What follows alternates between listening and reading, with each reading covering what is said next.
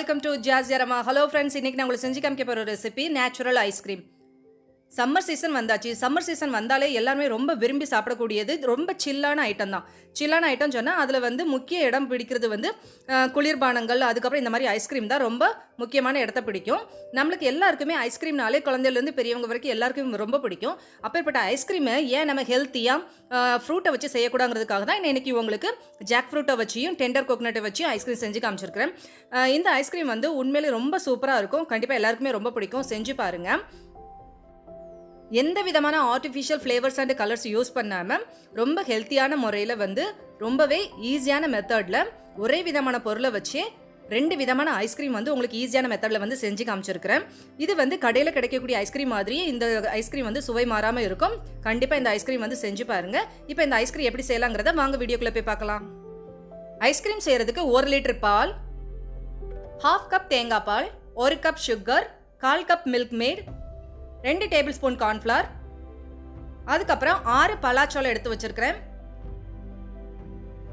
250 ml whipping cream, அப்புறம் இளநீரில் உள்ள இளந்தேங்காய் 4 piece எடுத்து வச்சிருக்கிறேன், அப்புறம் கார்ன்ஃப்ளவர் கரைக்கிறதுக்கு 1/4 கப் பாலும் 1 கப் இளநீரும். ஐஸ்கிரீம் செய்யறதுக்கு முதல்ல அடுப்பை பற்ற வச்சுட்டு ஒரு பாத்திரத்தை வைங்க. அதில் 1 லிட்டர் பாலை சேர்த்துக்கோங்க. பால் நல்லா பொங்க விடுங்க. பால் நல்லா பொங்க ஆரம்பிச்சதுக்கு அப்புறம் ஃப்ளேமை சிம் பண்ணிட்டு ஒரு 5லேருந்து ஒரு 10 நிமிஷம் அந்த பால் கொஞ்சம் லேசாக வத்துற அளவுக்கு நல்லா கலந்து விட்டுக்கோங்க.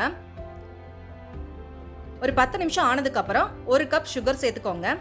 சுகர் சேர்த்துட்டு நல்லா சுகர் அந்த பாலில் கரையிற அளவுக்கு நல்லா கலந்து விட்டுக்கோங்க. சுகர் நல்லா கரைய ஆரம்பிச்சதுக்கு அப்புறம் நம்ம கார்ன்ஃப்ளவர் இதில் கரைச்சி ஊற்றணும். இப்போ பாருங்க, நான் 2 டேபிள் ஸ்பூன் கார்ன்ஃப்ளவர் எடுத்து வச்சிருக்கேன். அதோட ஒரு 1/4 கப் அளவுக்கு பாலும் எடுத்து வச்சிருக்கிறேன். அதில் 2 டேபிள் ஸ்பூன் கார்ன்ஃப்ளவரை கலந்துட்டு நல்லா கட்டி இல்லாமல் கரைச்சி எடுத்துக்கோங்க. நான் இதுக்கு சின்ன விஸ்கை யூஸ் பண்ணி நல்லா கலந்து எடுத்துக்கிறேன். இப்போ பால் நல்லா கொதிக்க ஆரம்பிச்சிருக்கு இல்லையா? இந்த ஸ்டேஜில் நம்ம கரைச்சி வச்ச கார்ன்ஃப்ளவர் மிக்சர் கொஞ்சம் கொஞ்சமாக சேர்த்து நல்லா கட்டி இல்லாமல் கரைச்சி எடுத்துக்கோங்க.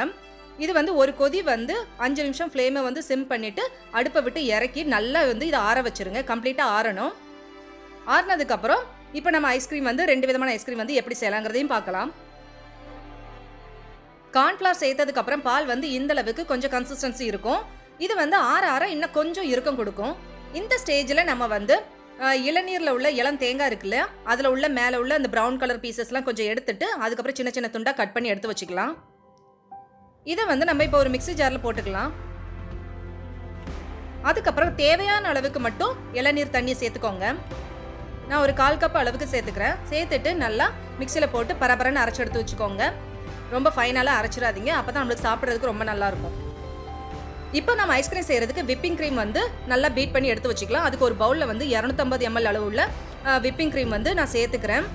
இதை ஒரு பீட்டரை யூஸ் பண்ணி நல்லா ஸ்டிஃப் பீப் கதத்துக்கு நல்லா அடித்து எடுத்து வச்சுக்கலாம். இல்லைனா விஸ்கை யூஸ் பண்ணினாலும் நீங்கள் அடித்து எடுத்து வச்சுக்கோங்க. இந்த விப்பிங் க்ரீமே நான் 2 பாதியாக பிரித்து ஜாக் ஃப்ரூட்டுக்கும் டெண்டர் கோகனட்டுக்கும் ஈக்குவலாக தான் நான் யூஸ் பண்ண போகிறேன். இப்போ நல்லா சாஃப்டான பீக் பதத்தில் நம்ம எடுத்து வச்சாச்சு. இப்போ ஃபஸ்ட்டு நம்ம டெண்டர் கோகனட் ஐஸ்கிரீம் செய்ய போகிறோம். அதுக்கு ஒரு பவுலில் 300 ml அளவுக்கு நம்ம ரெடி பண்ணி வச்ச கூல் பண்ண மில்க் மிக்சரை சேர்த்துக்கோங்க. அதுக்கப்புறம் 1/2 கப் அளவுக்கு தேங்காய் பால் சேர்த்துக்கோங்க. மில்க் மேடு ஒரு 1/4 கப் சேர்த்துக்கோங்க. இது உங்களுக்கு ஆப்ஷனல் தான். இது சேர்த்தா இன்னும் கொஞ்சம் ரிச்சாக இருக்குங்கிறதால நான் சேர்த்துருக்கிறேன். அதோட நம்ம அடித்து எடுத்து வச்ச இளநீர் தேங்காய் இருக்கு இல்லையா, அதையும் 1 கப் அளவுக்கு சேர்த்துக்கோங்க. சேர்த்துட்டு எல்லாத்தையும் நல்லா கலந்து விட்டுருங்க. இந்த ஐஸ்கிரீமுக்கு நான் சேர்த்துருக்கிற சுகர் ரொம்ப கரெக்டாக மைல்டாக இருக்கும். உங்களுக்கு இன்னும் கொஞ்சம் சுகர் தேவைப்பட்டுச்சுன்னா இன்னும் கொஞ்சம் கூட நீங்கள் சுகர் ஆட் பண்ணிக்கலாம். அதுக்கு தான் கொஞ்சம் மில்க் மேடும் சேர்த்துருக்கிறதால சுகர் கொஞ்சம் கரெக்டாக இருக்கும். இப்போ நம்ம அடித்து வச்ச விப்பிங் க்ரீமில் ஒரு பாதியை மட்டும் இந்த டெண்டர் கோகனட் ஐஸ்கிரீமுக்கு நம்ம சேர்த்துக்கலாம்.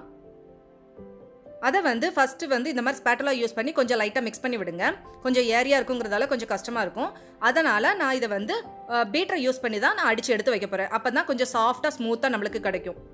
இப்போ பாருங்கள், பீட்டரை வச்சு நல்லா அடித்து எடுத்து வச்சுக்கலாம். இப்போ பாருங்கள், நம்மளுடைய சாஃப்டான ஸ்மூத்தான tender coconut ice cream mixer ready ஆயிடுச்சு. இதை ஒரு பிளாஸ்டிக் பவுல்லையோ வேறு ஏதோ கண்டெய்னர்லையோ நீங்கள் ஊற்றிட்டு ஒரு மூடியை வச்சு கவர் பண்ணிவிட்டு ஃப்ரீசரில் ஒரு 8லேருந்து 10 மணி நேரம் இல்லைனா ஓவர் நைட் வச்சு எடுத்தோம்னா சூப்பரான டெண்டர் கோகனட் ஐஸ்கிரீம் ரெடி ஆயிடும்.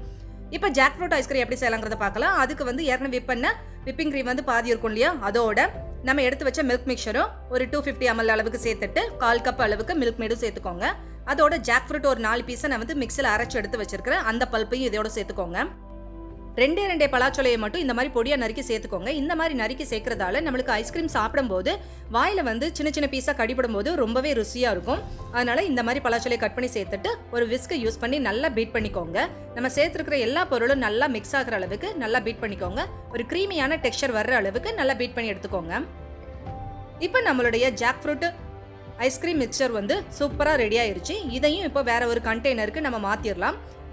வேற ஒரு கண்டெய்னருக்கு மாற்றிட்டு நம்ம வந்து மூடியை வச்சு மூடிட்டு ஃப்ரீசரில் 8லேருந்து ஒரு 10 மணி நேரம் நல்லா ஃப்ரீஸ் பண்ண விட்டாச்சுன்னா நம்மளுடைய சூப்பரான ஐஸ்கிரீம் வந்து ரெடி ஆயிரும். இப்போ jackfruit ice cream and tender coconut ice cream 2 விதமான ஐஸ்கிரீம் வந்து சூப்பராக செஞ்சாச்சு. இப்போ பாருங்கள், ஸ்கூப் பண்ணி கூட காமிச்சிருக்கிறேன். சூப்பரான க்ரீமியான ஐஸ்கிரீம் வந்து ரெடி ஆயிடுச்சு. இதே மாதிரி நேச்சுரலான ஐஸ்கிரீம் நீங்களும் உங்கள் வீட்டில் செஞ்சு பார்த்துட்டு எப்படி வந்துச்சுங்கிறது எனக்கு கமெண்ட் பண்ணி சொல்லுங்கள். அதோட இந்த வீடியோ பிடிச்சிருந்துச்சுன்னா உங்கள் ஃப்ரெண்ட்ஸ்க்கு ஷேர் பண்ணுங்கள், லைக் பண்ணுங்கள், கமெண்ட் பண்ணுங்கள், சப்ஸ்கிரைப் பண்ண மறந்துடாதீங்க. உங்களை நெக்ஸ்ட் வீடியோ சந்திக்கும் வரை பாய் அண்ட் தேங்க்யூ.